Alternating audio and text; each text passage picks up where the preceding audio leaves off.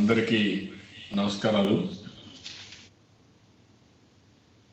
నిన్న విశాఖపట్నంలో RR వెంకటాపురంలో LG polymers ఏదైతే ఫ్యాక్టరీలో జరిగిన ప్రమాదం చాలా బాధాకరం. ఇప్పటికే రాష్ట్రం అంతా ప్రపంచం అంతా కూడా కరోనాతో భయభ్రాంతులైపోయే పరిస్థితికి వచ్చింది. ఎక్కడ కూడా జనజీవనం స్తంభించే పరిస్థితికి వచ్చింది. అలాంటి సందర్భంలో ఈ సంఘటన జరగడం చాలా బాధేస్తుంది. దగ్గర 12 మంది చనిపోవడం, ఇంకా హాస్పిటల్లో ఒక 350 మంది హాస్పిటల్లో ఉండడం, అదే మరి అందులో పిల్లలు కూడా ఒక 40 మంది ఉండడం. దీని ప్రభావం కూడా మీరు చూస్తే మొన్న తెల్లవారుజామున నిన్న అర్లీ మార్నింగ్ 3 గంటలకు ఆ ప్రాంతంలో ఈ ప్రమాదం జరగడం, అక్కడి నుంచి ఎంత ప్రమాదంగా జరిగిందంటే ఎక్కడికక్కడ మనుషులు కూడా ఆ గ్యాస్ ఎవరైతే పీల్చారో ఇంటెన్సిటీ ఎక్కువైతే ఎక్కడైతే వచ్చిందో వాళ్ళు అక్కడికక్కడే పడిపోవడం, అక్కడి నుంచి నిస్సహాయ స్థితిలో వాళ్ళందరినీ హాస్పిటల్లో చేర్చడం, ఆ యొక్క ఇంపాక్ట్తో అనిమల్స్ కూడా పాడి పశువులు కూడా 10 చనిపోవడం, ఒక 100-200 అనిమల్స్కి అయితే చాలా సీరియస్ అయిపోవడం, చెట్లు కూడా ఆ ప్రభావంతో చెట్లు కూడా ఎండిపోవడం, ఇవన్నీ కూడా చూస్తూ ఉంటే చాలా ప్రమాదంగా జరిగే పరిస్థితి వచ్చింది. అక్కడి నుంచి అక్కడ ఉండే స్థానికంగా ఉండే మా ఎమ్మెల్యే కూడా గణబాబు కానీ మిగిలిన వాళ్ళందరూ స్పాట్కి వెళ్ళడం, ధైర్యంగా పోయి అక్కడ రెస్క్యూ ఆపరేషన్స్ అన్నీ కూడా చేశారు.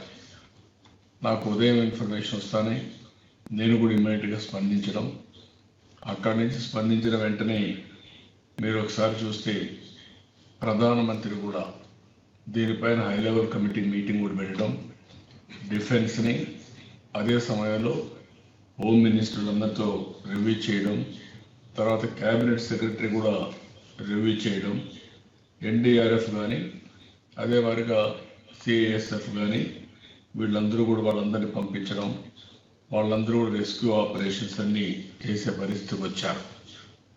నిన్న రోజంతా కూడా నేను ఇదే సమీక్షలు చేసుకుంటూ ఎక్కడికక్కడ జరిగేటన్నీ కూడా మాట్లాడుతూ వచ్చాను. మీడియాలో వచ్చేటి చూశాను, అక్కడ జరిగేవన్నీ చూశాను. చాలా బాధేస్తుంది, మనసు కలిచివేస్తుంది. అయితే అక్కడ జరిగిన సంఘటనలు నిస్సహాయంగా చూడడం తప్ప మనం ఏం చేయలేకపోయామనే బాధ కూడా ఉంది. అదే సమయంలో నేను అక్కడికి వెళ్ళడానికి అన్ని విధాల ప్రయత్నం చేశాను, ఇంకా చేస్తూనే ఉన్నాను. గవర్నమెంట్ ఆఫ్ ఇండియా కూడా లెటర్స్ పంపించాను, పిఎంఓకి కానీ అదే మరిగా హోమ్ సెక్రటరీకి, క్యాబినెట్ సెక్రటరీకి, సివిల్ ఏవియేషన్ సెక్రటరీకి పంపించాను. ఈ కరోనా వైరస్ వల్ల నిబంధనలు స్ట్రిక్ట్గా పెట్టారు. ఇది ఎక్స్ట్రాడినరీ సిచ్యువేషన్, దీనికి పర్మిషన్ ఇమ్మని విజిట్ చేయడానికి వారిని కూడా కోరాను, కానీ రాత్రి వరకు రాలేదు. అదే సమయంలో ఈరోజు కూడా ఇంకా కన్ఫర్మేషన్ అలాంటిది ఇంకా రాలేదు. అయితే నిన్న కూడా నేను కేంద్రానికి కూడా ఎప్పటికప్పుడు లెటర్స్ రాస్తూ వచ్చాను. ఎందుకంటే ఇది ఈ స్టెరైన్ యాక్సిడెంట్ అనేది ఇంతవరకు ఎక్కడ కూడా ప్రపంచంలో జరిగిన సాక్ష్యాలు లేవు, దీనికి డాక్యుమెంటరీ ఎవిడెన్స్ కూడా లేదు. అదే మరి ఈ స్టెరైన్ వల్ల జరిగే పరిణామాలు కూడా దుష్పరిణామాలు ఆరోగ్యపరంగా ఏమి ఉంటాయో అవి కూడా ఎక్కడా లేని ఇది ఉంది. అలాంటి సమయంలో దీనికి ఎక్స్పర్ట్స్ అందరూ ఇక్కడ రావాల్సిన అవసరం ఉంది, శాస్త్రవేత్తలు అధ్యయనం చేయాల్సిన అవసరం ఉంది. ఇక్కడ ప్రజానీకానికి ఎలాంటి ట్రీట్మెంట్ ఇవ్వాలనో ఇవ్వడానికి అన్ని చర్యలు తీసుకోవాల్సిన అవసరం ఉందని నిన్న కూడా నేను కొన్ని లెటర్స్ అన్నీ పంపించాను. ఎందుకు నేను ఈ విషయం చెప్తున్నానంటే నేను కూడా నాకు తెలిసినటువంటి మేధావులతో కొంతమందితో మాట్లాడి ఈ సబ్జెక్ట్ ఎక్స్పర్ట్స్ కూడా మాట్లాడాను. వారు కూడా కొన్ని సమాచారాలు ఇచ్చారు. ఆ సమాచారం కూడా తీసుకొని మామూలుగా స్టెరైనే అయితే ఈ స్టెరైన్ దీంట్లో జరిగేదంతా కూడా మీరు చూసినప్పుడు మామూలుగా లిక్విడ్ ఫామ్లో ఉంటుంది. లిక్విడ్ ఫామ్లో ఉండి గ్యాస్గా కన్వర్ట్ అయిందంటే ఏ విధంగా కన్వర్ట్ అయింది? అది ఫ్రాగ్మెంటేషన్, 40 రోజులు లాక్డౌన్లో ఉండడం, లాక్డౌన్లో ఉన్న తర్వాత అక్కడ జరిగిన పరిణామాలు అవన్నీ కూడా అదే ఆటోమేటిక్గా ఆ ఫ్రాగ్మెంటేషన్లో వచ్చిందని ఒకటి. లేదు అక్కడ ఏమైనా ఇంకేమైనా కెమికల్ యాడ్ అయ్యి ఇది గ్యాస్ రూపేణ వచ్చిందనేది రెండో యాంగిల్. ఇలాంటివన్నీ క్షుణ్ణంగా స్టడీ చేస్తే తప్ప ఇది ఏం జరిగిందని నిర్ధారణ చేయలేము. అలాంటప్పుడు ఇది సింప్లిఫై చేయడం కూడా కరెక్ట్ కాదు. రెండోది, దీని ప్రభావం ఎంత దూరం ఉంటుంది? అక్కడ ఎయిర్ క్వాలిటీ ఉంది, చుట్టుపక్కలంతా కూడా ఫ్యాక్టరీలో ఎయిర్ క్వాలిటీ ఉంటుంది, ప్రైవేట్ కూడా కొన్ని ఫ్యాక్టరీస్లో ఎయిర్ క్వాలిటీ ఉంటుంది. అదే మరి గవర్నమెంట్ కూడా పొల్యూషన్ బోర్డు తరఫున కొన్ని ఎయిర్ క్వాలిటీస్ ఉంటాయి. ఆ ఎయిర్ క్వాలిటీ డివైసెస్లో ఏ టైప్ ఆఫ్ ఇన్ఫర్మేషన్ ఉందో ఆ ఇన్ఫర్మేషన్ తీసుకోవాలి. ఆ ఇన్ఫర్మేషన్ తీసుకొని ఈ ఇన్ఫర్మేషన్ అంతా కూడా అనలైజ్ చేసి ఆ రోజు ఏం జరిగింది, ఇది మానవ తప్పిదమా, టెక్నికల్ ప్రమాదమా? అలాంటి టెక్నికల్ ప్రమాదాన్ని కూడా విజువలైజ్ చేయకుండా పోవడం కూడా తప్పే. ఎందుకంటే లాక్డౌన్ పెట్టిన తర్వాత, లాక్డౌన్ లిఫ్ట్ చేసిన తర్వాత ఇది ఎసెన్షియల్ సర్వీస్ కూడా కాదు. ఒకవేళ ప్రమాదకరమైన ఈ ఇండస్ట్రీ ఓపెన్ చేసేటప్పుడు అన్ని జాగ్రత్తలు తీసుకొని ఇన్ని రోజులుగా క్లోజ్ చేశాం కాబట్టి ఇప్పుడు ఓపెన్ చేస్తున్నాం కాబట్టి పొల్యూషన్ కంట్రోల్ కానీ దీని కన్సర్న్ డిపార్ట్మెంట్స్ కానీ పర్సనల్ ఇన్స్పెక్ట్ చేసి అన్నీ సరిగా ఉన్న తర్వాతనే దీనికి పర్మిషన్ ఇచ్చి ఉండాల్సింది. అలాంటి కొన్ని నిబంధనలు పాటించాల్సిన అవసరం ఉంది. అదే కాకుండా ఒకప్పుడు ఇది కొద్దిగా అవుట్స్కట్స్ సిటీకి ఉండొచ్చు, కానీ ఈరోజు మనం చూస్తే సిటీ మధ్యలో ఉంది. ఎటు చూసినా జనసాంద్రత విపరీతంగా ఉండే పరిస్థితి ఉంది. అలాంటి పరిస్థితిలో ఈరోజు దీన్ని ఆపరేట్ చేసిన విధానం కూడా కొంత కరెక్ట్ కాదనేది నా అభిప్రాయం. ఎలాంటి ప్రమాదం జరిగినప్పుడు దీనికి ఎక్కడ కూడా ఇలాంటి జరిగినప్పుడు జరిగిందా, జరిగితే ఎలాంటి ఇంపాక్ట్ ఉంది అలాంటి ఆధారాలు లేవు. కానీ సిమిలర్ ఇన్సిడెంట్స్ కొన్ని జరిగాయి. భోపాల్ కానీ ప్రపంచంలో ఇంకా చాలా సంఘటనలు జరిగాయి. ఆ సంఘటనలు జరిగినప్పుడు అక్కడ పరిస్థితులు బట్టి అక్కడ కూడా రెస్పాండ్ అయ్యి ఏ విధంగా ఆర్థిక సహాయం చేయడం కానీ లేకుంటే ఫ్యాక్టరీస్ కాంపన్సేషన్ పే చేయడం కానీ అవన్నీ జరిగాయి. కానీ ఇలాంటిది స్టెరైన్ అనేది ఎక్కడ కూడా యాక్సిడెంట్ అయిన సందర్భాలు ఇంతవరకు లేదు. దీనికి డాక్యుమెంటరీ ఎవిడెన్స్ కానీ అదే మరి సైంటిఫిక్ ఎవిడెన్స్ కూడా క్రియేట్ చేయాల్సిన అవసరం ఉంది. ఈ రెండు క్రియేట్ చేయాలంటే అక్కడ ఎవరైతే హాస్పిటల్లో ఉండే వాళ్ళని సింపుల్ ట్రీట్మెంట్తో ఇంటికి పంపిస్తే వాళ్ళకు మళ్ళీ సమస్యలు వస్తే ఆ సమస్యల్ని ఏ విధంగా ఫేస్ చేయాలనో ఇప్పటి నుంచి మనం అధిగమించాల్సిన అవసరం ఉంది. దీనికి ఎక్స్పర్ట్స్ డాక్టర్స్ అందరూ కూర్చొని కేంద్ర ప్రభుత్వ ఆధ్వర్యంలో ఇండియాలో ఉండే బెస్ట్ శాస్త్రవేత్తలు కానీ డాక్టర్స్ కానీ దీన్ని అధ్యయనం చేయడం, అదే మరిగా అలాంటి ట్రీట్మెంట్ ఇచ్చే అక్కడుండే ప్రజలందరినీ కాపాడవలసిన బాధ్యత, అలాంటి దానికి మొదటి ప్రాధాన్యత కూడా ఇవ్వాల్సిన అవసరం ఉంది. కానీ ఇది హ్యాండిల్ చేసిన విధానం అయితే చాలా బాధేస్తుంది. ముఖ్యమంత్రి నిన్న ఉదయం వెళ్ళారు. ఆయన చెప్పింది మీరు చూస్తే ఎల్జీ పాలిమర్స్ మల్టీనేషనల్ కంపెనీ మృతుల కుటుంబాలకు 1 కోటి పరిహారం అందేలా చూస్తాం. ఎల్జీ సంస్థ ఏ మేరకు పరిహారం ఇస్తుందో చూస్తాం. ఆపై సాయం ప్రభుత్వం నుంచి అందిస్తాం. చనిపోయిన వారి కుటుంబాల్లో ఒకరికి ఎల్జీ కంపెనీలో ఉద్యోగం ఇచ్చేలా చర్యలు తీసుకోవాలని అధికారులను ఆదేశిస్తున్నాం. సంస్థను తిరిగి ప్రారంభించాక అక్కడే ఉన్న వేరే చోటు తరలించాలా, బాధిత కుటుంబాలకు ఉపాధి చూపిస్తాం. అంటే ఇది ఒక విధంగా చెప్పాలంటే క్యాజువల్గా తీసుకున్న విధానం. ఇది క్యాజువల్గా తీసుకోవడానికి వీలు లేదు. ఎందుకు నేను అంటున్నానంటే ఒక నేరం జరిగింది.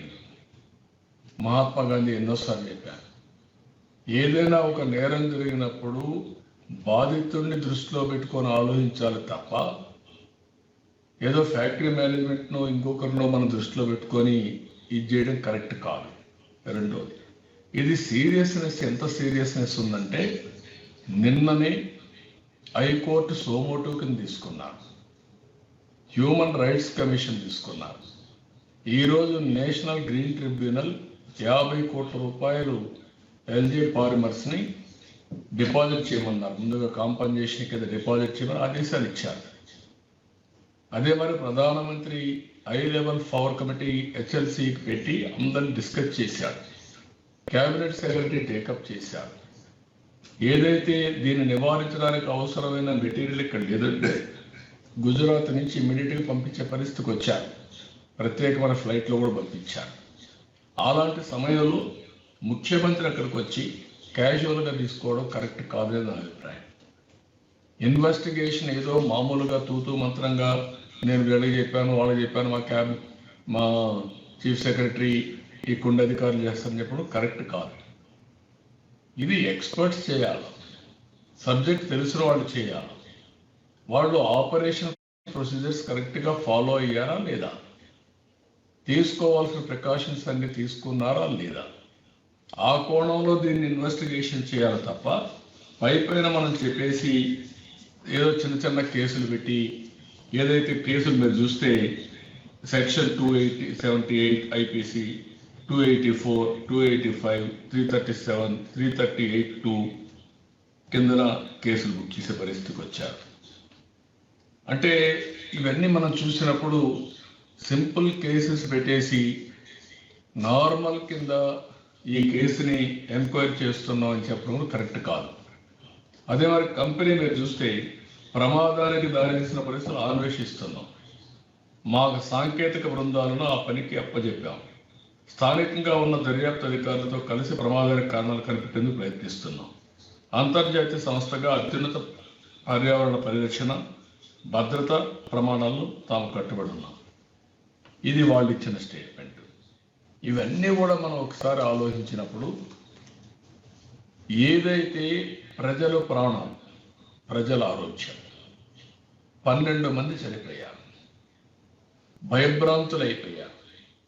ముఖ్యమంత్రి విజిట్ చేశారు.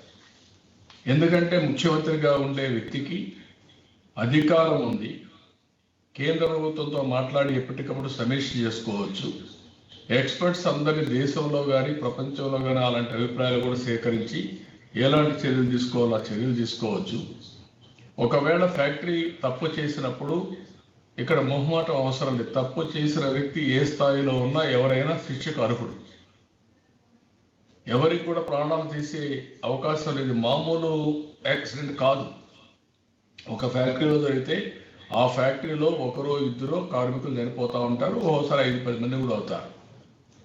మన రాష్ట్రంలో ఫస్ట్ టైం బయట వాళ్ళు చనిపోవడం, నాట్ ఫ్యాక్టరీ కార్మికులే కాదు, బయట వాళ్ళు చనిపోవడం, ఇది ఫస్ట్ టైం ఇది. కాబట్టి ఆ ప్రాంతం అంతా కూడా కొన్ని వేల మంది భయభ్రాంతులే వెళ్ళిపోవడం. నిన్న సాయంత్రం గుజరాత్ నుంచి మెటీరియల్ తెచ్చిన తర్వాత మళ్ళీ ఒకసారి అధ్యయనం చేసిన తర్వాత ప్రభుత్వం సరిగా డీల్ చేయకుండా, కరెక్ట్గా వాళ్ళందరికీ సమాచారం ఇవ్వకుండా పోయి ఆ 1.5 కిలోమీటర్ ఏదైతే ఉందో ఆ ఏరియా అంతా కూడా ప్రచారం చేశారు. వాలంటీర్లు వాళ్ళని పెట్టి సమాచారం అంతా ఇచ్చి ప్రచారం చేశారు. మీరంతా వెళ్ళిపోండి ఇక్కడి నుంచి అని. మళ్ళా ఏదో ప్రమాదం అవుతుంది, బ్లాస్టింగ్ అవుతుంది, కాబట్టి జాగ్రత్తగా ఉండని. దాంతో విశాఖపట్నం మొత్తం స్ప్రెడ్ అయిపోయింది. రాత్రి ప్రతి ఒక్కరూ భయభ్రాంతులు అయిపోయేసి ఎక్కడికి వెళ్ళిపోయారు వీళ్ళందరూ? నేరుగా బీచ్ రోడ్లకు ఆ పక్కకి వెళ్ళిపోయే పరిస్థితి వచ్చారు, పరిగెత్తే పరిస్థితికి వచ్చారు. ఇది అడ్మినిస్ట్రేషన్ గారి గవర్నెన్స్ యొక్క ఫెయిల్యూర్ కింద వస్తుంది. జాగ్రత్తగా లేకపోతే ఇప్పటికే అక్కడ ఉండేవాళ్ళు ప్యానిక్ రియాక్షన్లో ఉన్నారు. అలాంటి వారికి మనం భరోసా ఇవ్వడమే కాకుండా వారిని ఏ విధంగా ఆదుకుంటాం కూడా చెప్పాల్సిన బాధ్యత ఈ ప్రభుత్వానికి ఉంది. అవి చెప్పకుండా ఇలాంటి చేసేదాని వల్ల చాలా సమస్యలు వస్తాయి. ఇక్కడ కూడా ఈ స్టెరిన్ గ్యాస్ వల్ల మీరు చూస్తే కొంతమంది అసెస్మెంటు ఇది ఎక్కువ దూరం పోదు, 500 మీటర్ల కంటే ప్రయాణించే అవకాశం లేదు. ఇంకొక పక్కన చూస్తే ఇది ఫెగ్మెంటేషన్, నేను ముందే చెప్పాను, దానివల్ల జరిగిందా 40 రోజులు లాక్డౌన్ వల్ల, లేకపోతే దీంట్లో ఇంకా ఏమైనా కెమికల్ కూడా కలిసి ఈ ప్రమాదానికి గురైందా, ఇవన్నీ కూడా సీరియస్గా తీసుకోవాల్సిన అవసరం ఉంది. అలాంటిది లాక్డౌన్ లిఫ్ట్ చేసినప్పుడు మీరు అనుకున్న ప్రోటోకాల్, సేఫ్టీ ఇవన్నీ కూడా ఫాలో అయ్యారు. కడాన ఈరోజు మీరు చూస్తే అక్కడ సైరన్ ఉంది, ఆ సైరన్ కూడా మోగలేదు. విలేజర్స్ చెప్పిన దాన్ని బట్టి సైరన్ కానీ మోగుంటే మేము వెళ్ళిపోయి ఉండేవాళ్ళం, అది మోగలేదు. కాబట్టి మేమందరం అక్కడ ఉండి ఆ వాసన వచ్చిన తర్వాత ఎప్పటికప్పుడు పోయాం. కొంతమంది ఇండ్లలో నిద్రపోయిన వాళ్ళు అక్కడికక్కడే ఎండప్ అయిపోయే పరిస్థితి వచ్చారు. లేట్ అయిన వాళ్ళ గ్యాస్ వచ్చిన తర్వాత ఎక్కడికక్కడ పడిపోయే పరిస్థితికి వచ్చారు. కొంతమంది స్కూటర్లో పోతూ పోతూ కుప్పగొలిపోయారు. కొంతమంది రోడ్డు మీద ఉంటే ఈ గ్యాస్ వస్తానే అది కొట్టిన దెబ్బకి, షాక్కి, ఆ స్ట్రోక్కి పక్కన కాలువలో పడిపోయే పరిస్థితికి వచ్చారు. ఎక్కడ ఉండే వాళ్ళు ఇంటెన్సిటీని బట్టి కుప్పగూలిపోయే పరిస్థితికి వచ్చారు. ఎన్డీఆర్ఎఫ్, సిఐఎస్ఎఫ్ చాలా మందిని కాపాడగలిగారు, 2,000 కుటుంబాలను కాపాడగలిగారు. వారిని మనస్ఫూర్తిగా అభినందిస్తున్నాం. ఇలాంటి సమయంలో ఈరోజు రాష్ట్ర ప్రభుత్వం కూడా బాధ్యత నెరవేర్చాలి తప్ప ఇది లైట్గా తీసుకోవడం చాలా కరెక్ట్ కాదు. ఎప్పుడైతే ప్రాపర్గా ఎంక్వైరీ చేయడం, అదే మాదిరిగా దీని పరిణామాలు ఏమేమి ఉంటాయి, ఈ ప్రమాదానికి గురైన పరిస్థితులు ఏంటి అధ్యయనం చేయడం, అధ్యయనం చేసిన తర్వాత మనం యాక్షన్ ఏం చేయాలో అది కూడా ఇనిషియేట్ చేయడం, అదే సమయంలో ఇది జరిగిన సంఘటన పట్ల అక్కడుండే ప్రజలకు ఎంతవరకు వచ్చింది. నేను అందుకే చెప్పాను అన్నమాట, ఎయిర్ క్వాలిటీ. ఆ ఎయిర్ క్వాలిటీ అన్నీ తీసుకొని ఎంతవరకు ఆ ఎయిర్ క్వాలిటీ వచ్చింది, ఆ ఏరియా ఉండే అందరినీ కూడా మనం ఇయర్ మార్క్ చేసుకుని ఎంత తీవ్రత వచ్చింది కూడా చూసిన తర్వాత వీళ్ళకు షార్ట్ టర్మ్, మీడియం టర్మ్ ఏమేమి ట్రీట్మెంట్ ఇవ్వగలుగుతాం, ఇవ్వాల్సిన అవసరం ఉంది. అది చాలా ముఖ్యం. అది కానీ చేయాలంటే అక్కడ ఉండే ఏరియా వాళ్ళందరి యొక్క ఎలక్ట్రానిక్ హెల్త్ రికార్డ్స్ కూడా ఇప్పుడు ఎస్టాబ్లిష్ చేయాలి, మ్యాండేటరీ చేయాలి అవసరమైతే. అలాంటి హెల్త్ రికార్డ్స్ అన్ని కూడా ఎస్టాబ్లిష్ చేసి ఆ హెల్త్ రికార్డ్స్ ప్రకారం వాళ్ళ ట్రీట్మెంట్ అంతా కూడా చేసి అందులో కూడా ప్రపంచ స్థాయిలో ఉండే అత్యున్నతమైనటువంటి డాక్టర్స్ని వాళ్ళందరూ కూడా ఇన్వాల్వ్ చేసి వీళ్ళకి అన్ని విధాలా కాపాడే బాధ్యత ప్రభుత్వం తీసుకోవాల్సిన అవసరం ఉంది. ఇది ఫ్యాక్టరీ రెస్పాన్సిబిలిటీ ఒకటి. It is a failure of the factory, it will be international company. ప్రజల యొక్క ప్రాణాలతో, వాళ్ళ ఆరోగ్యంతో ఆడుకునే హక్కు ఎవరికీ లేదు. మనం దాన్ని గుర్తుపెట్టుకోవాల్సిన అవసరం ఉంది. విశాఖపట్నం అన్నది బెస్ట్ సిటీ కింద నుండి ఈరోజు ఈ విధంగా రావడం చాలా బాధేస్తుంది.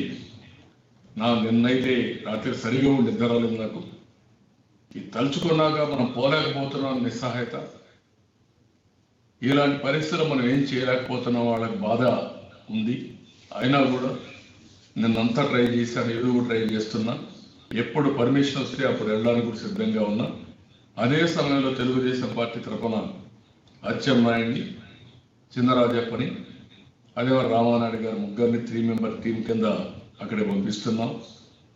అక్కడికి వెళ్ళి వాస్తవాలు ఏం జరిగాయో ఒకసారి అధ్యయనం చేయడం, అక్కడ ప్రజానీకానికి భరోసా ఇవ్వడం, ధైర్యంగా ఉండడం, ఇంకా ఏం చేయాలో ఇవన్నీ కూడా ఈ రోజుతో ఇది కాదు, వాళ్ళని ఆదుకోవాల్సిన బాధ్యత చాలా ఉంది. ఒక భరోసా గల ఫ్యాక్టరీ కూడా అక్కడ తెరవడానికి వీలు లేదు. ఆ విషయం కూడా ప్రభుత్వం గుర్తుపెట్టుకోవాలి. చాలా లైట్గా అవసరమైతే చూస్తాం, వాళ్ళు డబ్బులు ఇస్తే తీసుకుంటాం, కాబట్టి మేమే ఇస్తాం. ఫ్యాక్టరీ షిఫ్ట్ చేయాలంటే కావాలంటే ఆలోచిస్తాం, ఎలాంటి అన్ని కరెక్ట్ కాదు. ఆ ఫ్యాక్టరీ డెఫినెట్గా అక్కడి నుంచి ముందు క్లోజ్ చేయాలి, అవసరమైతే అక్కడి నుంచి షిఫ్ట్ చేయాలి, ఒకవేళ వాళ్ళు దోషులు కాదని తేలితే. అంతేగాని మేనమేషాలు లెక్క చేయడం కూడా కరెక్ట్ కాదు. ప్రజల ఆరోగ్యం ముఖ్యం. దీనికి కేంద్ర ప్రభుత్వ ఆదేశాలు ఉన్నాయి, సుప్రీంకోర్టు డెసిషన్స్ ఉన్నాయి. అలాంటివన్నీ దృష్టిలో పెట్టుకుని ఎక్కడికక్కడ ప్రమాదంగా ఉండవండి అన్నీ కూడా ఎక్కడ సురక్షిత ప్రాంతాలు ఉంటే ఆ ప్రాంతాలకు షిఫ్ట్ చేయాల్సిన బాధ్యత ప్రభుత్వాలపై ఉంది. ప్రజల ప్రాణాలు, ప్రజల ఆరోగ్యం అన్నిటికంటే ముఖ్యం. ఆ విషయం గుర్తుపెట్టుకోవాల్సిందిగా ప్రభుత్వాన్ని డిమాండ్ చేస్తున్నా. అదే మాదిరిగా ఈరోజు జరిగిన సంఘటన పట్ల నా ప్రగాఢ సానుభూతి, ఎవరైతే చనిపోయారో ఆ కుటుంబాలకు ప్రగాఢ సానుభూతి తెలియజేస్తున్నా.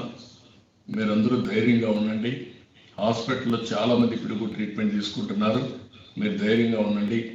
మేము కూడా కేంద్ర ప్రభుత్వానికి కూడా ప్రధానమంత్రికి, హోమ్ మినిస్టర్కి ఒక లెటర్ కూడా రాస్తాను ఈరోజు. ఆ లెటర్లో కూడా ఈ విషయాలని చెప్తూ ఎవరైతే ఎక్స్పర్ట్స్ ఉన్నారో వాళ్ళందరినీ పంపించి దీన్ని అధ్యయనం చేయాలి. అదే సమయంలో వీళ్ళ ఆరోగ్యానికి కూడా ఏమేం చేయాలో అవన్నీ చేసి వాళ్ళని కాపాడవలసిన అవసరం ఉంది. అవన్నీ చేసిన తర్వాతనే మనకు కొంత రిలీఫ్ వస్తుంది. అవన్నీ చేయడం కోసం అన్ని విధాల మేము ప్రయత్నం చేస్తామని ఒక పార్టీగా, ఒక రాజకీయ పార్టీగా ప్రజలు కూడా హామీ ఇస్తూ, విశాఖపట్నం ప్రజలకు హామీ ఇస్తూ ధైర్యంగా ఉండమని ప్రజానికాన్ని కూడా కోరుతున్నాను. నిన్న చాలామంది వాళ్ళ యొక్క ప్రాణాలు కూడా లెక్క పెట్టుకోకుండా అక్కడికి వెళ్ళి స్వైట్కి వెళ్ళారు. అలాంటి వారిని కూడా మనస్ఫూర్తిగా అభినందిస్తున్నాను. నేను ఫస్ట్ ఈ ఇష్యూలో మాట్లాడితేనే మా ఎమ్మెల్యే అయితే గణబాబు అయితే స్పాట్కి వెళ్ళిపోయాడు. అక్కడి నుంచి మానిటరింగ్ చేస్తున్నాను. ఆయన మిగిలిన ఎమ్మెల్యేలు అందరూ వెళ్ళారు. వాళ్ళందరినీ మనస్ఫూర్తిగా అభినందిస్తున్నా మీరు చేసిన కృషిని. అయితే దీన్ని మనం ప్రజలకు ఎట్లా చేయాలో చేసుకుంటూ లాస్ట్ వరకు జరిగే వరకు, న్యాయం జరిగే వరకు అందరూ వారికి అండగా ఉండాల్సిన అవసరం ఉంది.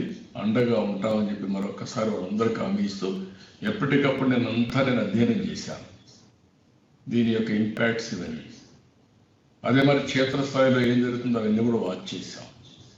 ఎవరైనా దీన్ని సింపుల్గా తీసుకొని ఒక యాక్సిడెంట్ కింద బ్లడ్ వచ్చింది ట్రీట్ చేసాం, లేదా చెయ్యి ఇరిగింది ఫ్రాక్చర్ చేసాం అంటే కరెక్ట్ కాదు.